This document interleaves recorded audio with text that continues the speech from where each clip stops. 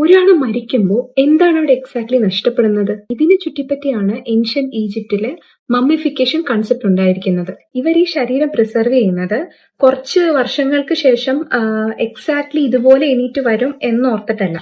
പകരം ഒരു മനുഷ്യന്റെ ഐഡന്റിറ്റി എത്ര അളവിൽ നമുക്ക് പ്രിസർവ് ചെയ്യാമോ അത്ര അളവില് നമ്മൾ പ്രിസർവ് ചെയ്താല് മരിച്ചതിന് ശേഷം ആ സെയിം പേഴ്സൺ മറ്റൊരു ലോകത്ത് ഇതേ ഐഡന്റിറ്റി, പഴയ ജീവിതത്തിൽ നയിച്ച ഇതേ ഐഡന്റിറ്റി തന്നെ ഫോളോ ചെയ്യാൻ പറ്റും. അത് മാത്രമല്ല, കൂട്ടത്തില് അടുത്ത ലോകത്തേക്ക് പെട്ടെന്നൊരു എൻട്രി കിട്ടും എന്നുള്ള ഒരു തോട്ടും കൊണ്ടിട്ടാണ് ഈ ഒരു റിച്വല്, മമ്മിഫിക്കേഷൻ റിച്വല് പ്രാക്ടീസ് ചെയ്ത് വന്നിട്ടുണ്ടായിരുന്നത്. സ്പിരിറ്റ് അല്ലെങ്കിൽ സോൾ എന്നൊക്കെ പറയുന്ന പോലെ തന്നെ അവരും കുറച്ച് ടേംസ് ഉപയോഗിച്ചിരുന്നു.